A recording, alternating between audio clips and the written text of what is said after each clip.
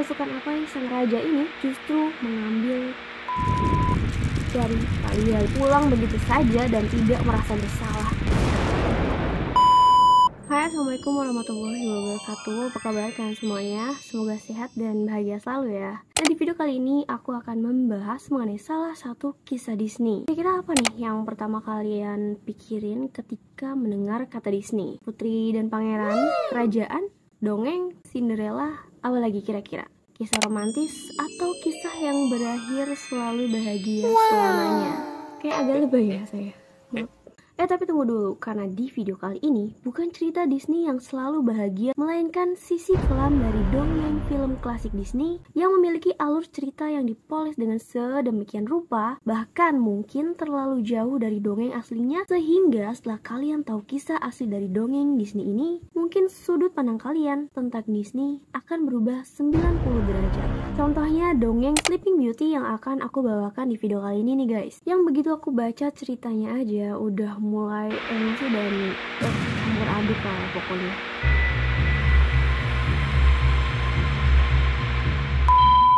Semua orang pasti tahu kan ya tentang kisah Sleeping Beauty, di mana kisah ini menceritakan seorang putri yang sangat cantik yang dikutuk oleh peri jahat agar tertidur panjang sampai cinta sejatinya datang membangunkannya dengan ciuman lalu berakhir bahagia. Tapi guys, versi asli dari kisah Sleeping Beauty sangatlah jauh berbeda dari film Disney klasik yang pernah kita tonton sebelumnya. Pasalnya versi asli dari dongeng Sleeping Beauty ini pertama kali ditulis oleh seorang penulis Italia yang bernama Giambattista Basile yang menerbitkan sebuah buku berjudul The Tale of Tales pada tahun 1634, di mana berisikan 50 cerita yang berbeda di dalamnya, termasuk versi awal dari Rapunzel, Cinderella, Snow White, dan Sleeping Beauty ini. Jadi bukan hanya Sleeping Beauty aja nih guys. Nah, tapi cerita Sleeping Beauty ini aslinya berjudul Sun, Moon, and Thalia. Pada akhir abad ke-17, buku Basile ini selanjutnya digunakan sebagai dasar cerita oleh Charles Perrault ketika ia menulis Mother Goose Tales, dan pada abad ke-19 buku Basile ini pun digunakan Brothers Grimm. Namun pada akhirnya cerita dari Charles Perrault ini yang diberikan kredit oleh Disney dan dipoleslah dengan sedemikian rupa ceritanya sehingga jadilah dongeng Disney Sleeping Beauty yang happy ending yang selama ini filmnya kita tonton ya guys gitu. Di dongeng karangan Charles Perrault berkisah tentang sang raja yang memperkosa Sleeping Beauty dan membuat seorang putri hamil. Namun dalam versi aslinya yang ditulis oleh Basile, sang raja perempuan asing, ya seorang putri tapi maksudnya tuh dia tuh nggak kenal gitu loh. Jadi sang raja ini perempuan asing yang sedang tertidur, di mana si perempuan tersebut adalah Thalia, atau si Sleeping Beauty ini aslinya adalah Thalia gitu.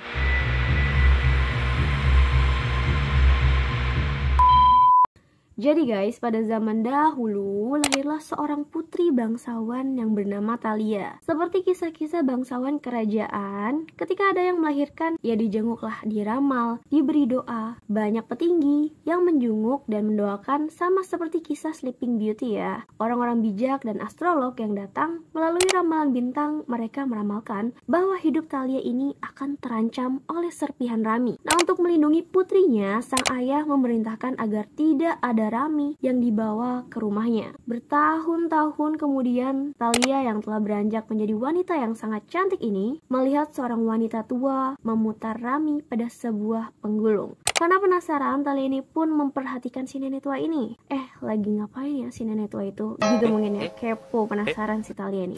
Thalia yang penasaran mendekatlah dia dan bertanya kepada wanita tua itu, "Nek, apakah nenek dapat merentangkan Rami itu sendiri?" Tanpa pikir panjang, Thalia pun membantu sang nenek merentangkan rami-rami itu. Tapi tak lama setelah mesin itu mulai berputar, serpihan Rami masuk di bawah kuku jari Thalia dan membuat Thalia langsung jatuh ke tanah. Dan akibat kejadian itu, Thalia ini dikira sudah meninggal guys. Ini dikira ya. Sang ayah yang berpikir bahwa putrinya telah meninggal tak sanggup memikirkan untuk mengubur anaknya. Jadi ayah Thalia pun menempatkan putrinya di salah satu perkebunan di negaranya, seolah-olah itu adalah makam Thalia. Beberapa waktu kemudian, seorang raja yang sedang berburu di hutan terdekat sedang mengincar seekor elang hingga menuju ke sebuah rumah. Di dalam rumah itu, dia menemukan Thalia dan terpesona akan kecantikannya. Sang raja awalnya mencoba untuk membangunkannya, tapi entah kerasukan apa yang sang raja ini justru mengambil dari Thalia, guys. Sang raja pun mengangkat Thalia dalam pelukannya dan membawanya ke tempat tidur, tempat di mana raja ini putri cantik itu. Setelah raja berhubungan dengan Thalia atau si Sleeping Beauty, ia pun malah pulang begitu saja dan tidak merasa bersalah. Dan mencoba untuk tidak memikirkan kejadian itu selama berbulan-bulan lamanya. Udah emosi? Sabar guys, masih panjang ceritanya. Mungkin ya guys, si raja ini tuh nggak berpikir itu hal yang aneh gitu ya. Menemukan seorang wanita yang sedang tertidur sendirian di sebuah rumah. Dan dengan tega dia tidak ragu untuk meninggalkannya setelah ya itulah pokoknya. Emosi loh saya. Bisa-bisanya ya masuk ke rumah tanpa izin, lihat perempuan cantik tidur main di... Tapi ternyata tanpa disadari sang raja bahwa perbuatannya telah membuat Thalia alias Sleeping Beauty ini hamil guys. 9 bulan kemudian Thalia melahirkan 2 anak kembar, 1 laki-laki dan 1 perempuan saat Thalia masih dalam keadaan tertidur. Jadi setelah terkena jerami sampai di dan akhirnya melahirkan anak si Thalia ini dalam keadaan masih tertidur ya guys. Di cerita Sun, Moon, and Thalia, penulis melewati bagian entah bagaimana tepatnya si Thalia ini bisa gitu ya melalui persalinan anak kembarnya sambil tetap tertidur. Nggak makan, nggak pipis berbulan-bulan gitu ya, kok bisa ya. Tapi emang diceritanya seperti itu guys. Tiba-tiba Thalia ini melahirkan gitu ya. Nah setelah bayinya lahir, 2 peri pun muncul untuk membantu merawat mereka. Dan para peri-peri ini mencoba untuk mendekatkan si mulut bayi-bayi ini ke payudara si Thalia supaya bisa menyusui gitu ke anak-anaknya. Namun akhirnya para peri ini menempelkan mulut para bayi itu di jari-jari Thalia. Sehingga serpihan rami yang tertancap di jari-jari Thalia pun terlepas dan Thalia pun terbangun seolah-olah dari tidur panjangnya. Ketika Thalia terbangun dan mendapati 2 bayi yang baru lahir sedang merayap di sisinya, si Thalia ini tidak merasa kaget karena ada bayi tidak dikenal berada di sampingnya. Tapi ketika Thalia melihat bayi-bayi itu, dia justru menggendongnya dan mulai menyusui mereka dan menamai mereka Sun dan Moon. Nah sekarang paham kan ya kenapa judulnya Sun, Moon, and Thalia. Jadi Sun dan Moon itu nama dari anak kembarnya Thalia guys. Di cerita ini Basil juga tidak menyebutkan berapa lama sang putri telah tertidur, meskipun ya seenggaknya minimal 1 tahun lah ya dengan perhitungan kasar saat Thalia mengandung si kembar. Berapa lama pastinya nggak dijelaskan. Mungkin banyak dari kalian di sini yang bertanya-tanya, apakah gara-gara tertancap rami bisa menyebabkan Thalia koma? Dan situasi ini diperparah ketika raja datang kembali untuk mengklaim anak-anaknya. Tapi ketika raja kembali bukannya si Thalia ini marah-marah, Thalia malah jatuh cinta pada sang raja dan menjadi kekasihnya guys. Tahan emosinya, tahan. Ya udah guys, sabar, emang gitu ceritanya. Tentu aja nih awalnya sang raja tidak memikirkan Sleeping Beauty berbulan-bulan sejak Thalia hamil loh guys. Bahkan mungkin raja tidak berpikir jika perbuatannya saat itu telah membuat si putri tidur ini hamil. Setelah beberapa lamanya gitu ya, raja ini ingat kembali tentang si gadis yang pernah ia ketemui yang sedang tertidur dan dia berharap bisa kembali untuk kencan kedua dengan wanita yang tertidur loh. Itu mah bukan kencan. Emosi saya, mohon maaf ya. Nah akhirnya raja pun memutuskan nih untuk kembali menuju tempat si Sleeping Beauty itu tertidur. Raja tentunya terkejut melihat Sleeping Beauty sudah terbangun dan sedang merawat anak kembarnya. Kisah aslinya mengklaim bahwa raja sangat gembira dan dia memberitahu Thalia tentang siapa dia sebenarnya dan bagaimana dia melihatnya dan apa yang telah terjadi kepada Thalia pada saat itu. Ketika Thalia mendengar pengakuan sang raja, persahabatan mereka pun terjalin dengan ikatan yang lebih erat guys. Wow, bisa semudah itu ya. Nah, keduanya pun memulai nih hubungan romantis, namun sang raja mengabaikan satu fakta kecil tapi sangat penting, bahwa sang raja sudah menikah. By the way, dalam film Sleeping Beauty, kan si Aurora itu atau si Sleeping Beauty dikutuk oleh peri jahat gitu ya, yang tidak lain adalah Maleficent. Nah, tapi dalam versi aslinya, Maleficent bukanlah peri jahat guys, melainkan dia adalah seorang ratu yang telah menikah dengan seorang dan peselingkuh. Itu siapa?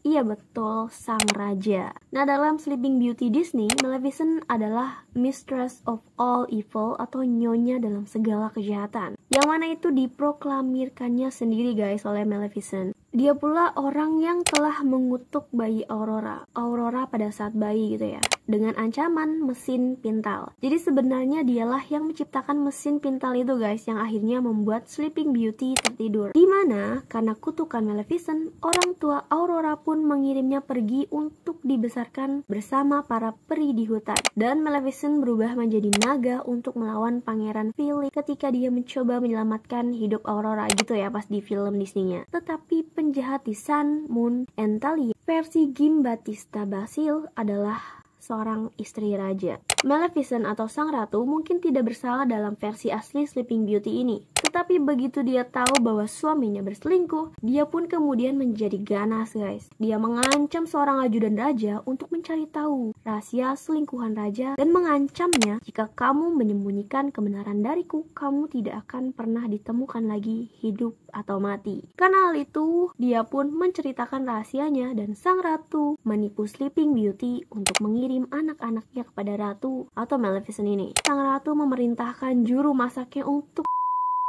anak-anak itu dan memasaknya menjadi beberapa hidangan lezat untuk suaminya yang malang. Namun si juru masak yang berhati lembut tidak bisa dan tidak tega untuk membunuh si kembar yang manis itu guys. Jadi si juru masak pun menyembunyikan mereka dan memasak 2 ekor domba sebagai gantinya. Kemudian saat sang ratu duduk bersama raja untuk mengawasinya memakan anak-anaknya, setiap kali sang raja memuji makanan itu, istrinya berkata, "Eat, eat, you are eating of your own."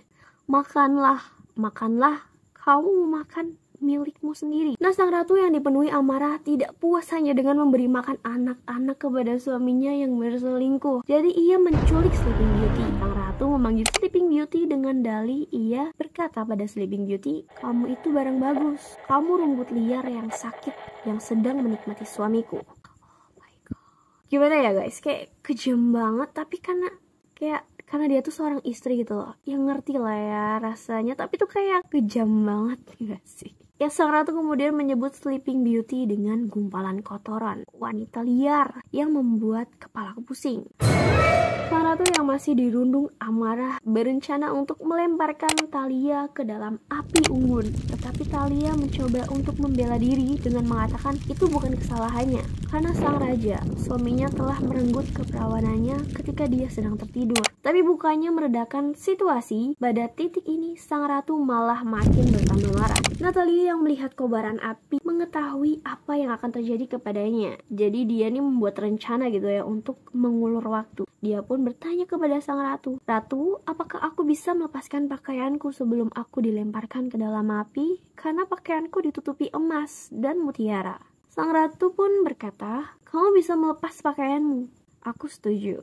Thalia pun dengan pelan-pelan mulai melepaskan pakaiannya satu persatu, jubahnya, roknya, korsetnya, dan seluruh yang dia pakai. Namun setiap kali si Thalia ini melepas pakaiannya, dengan cerdik si Thalia ini berteriak keras dengan harapan sang raja bisa mendengar teriakan Thalia itu guys. Mendengar banyak teriakan, sang raja pun masuk ke dalam ruangan untuk mencari tahu apa sih yang menyebabkan semua teriakan itu dan menemukan istrinya akan melemparkan selingkuhannya ke dalam api unggun. Sang ratu yang penuh amarah memberitahu raja bahwa anak-anaknya sudah dan dia atau raja telah memakannya. Raja pun murka dan raja menjawab, "Dasar kau pembangkang, kejahatan apa ini?" Raja pun tersulut amarah dan memerintahkan anak buahnya untuk melemparkan sang ratu, sang ajudan, dan juru masak istana ke dalam api. Alih-alih Sleeping Beauty guys. Jadi si Sleeping Beauty ini diselamatkan gitu lah. Sementara sang ratu yang jadinya dilempar. Namun sebelum dilempar nih, sang koki memberitahu bahwa anak-anaknya masih hidup. Mendengar hal itu, Raja dan Thalia pun bersatu kembali dengan anak-anak mereka yang tidak terluka.